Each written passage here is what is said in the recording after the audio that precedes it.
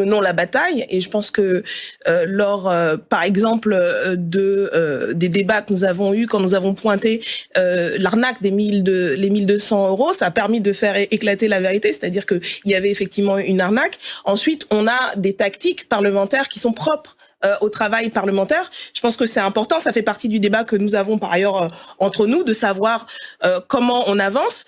Nos stratégies, dès le départ, on l'a dit, nous proposons des amendements pour pouvoir rester autant que possible maître du temps dans un cadre qui est cadenassé par le gouvernement et les macronistes, pour faire en sorte justement que il n'y ait pas de débat, suffisamment de débat pour qu'on montre à une échelle de masse l'imposture de cette réforme. Et donc il y a une tactique qui se joue de jour en jour en fonction, y compris de comment réagissent les députés macronistes, les députés LR.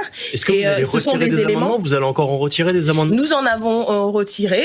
Nous pourrions le faire si nous estimons qu'il faut avancer plus vite sur certains sujets. Mais voilà, c'est une manière, c'est un levier, le seul levier qui nous reste d'une certaine manière, puisque vous le savez, le 47.1, c'est une manière de contenir le débat. C'est une épée de Damoclès qui fait que, alors qu'il n'y est pas tenu, il n'y est pas obligé, le gouvernement a choisi une manière d'empêcher que le débat sur une réforme quand même qui emporte beaucoup de conséquences. C'est quand même 2 ans de plus de travail, un recul de l'âge de la retraite pour les Français et les Françaises.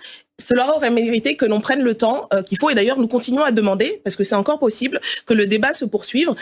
Nous ne sommes pas obligés de nous arrêter vendredi. Il y a le temps, il y a une semaine de suspension. Nous pourrions mettre à profit cette semaine pour continuer ces débats et aller au bout.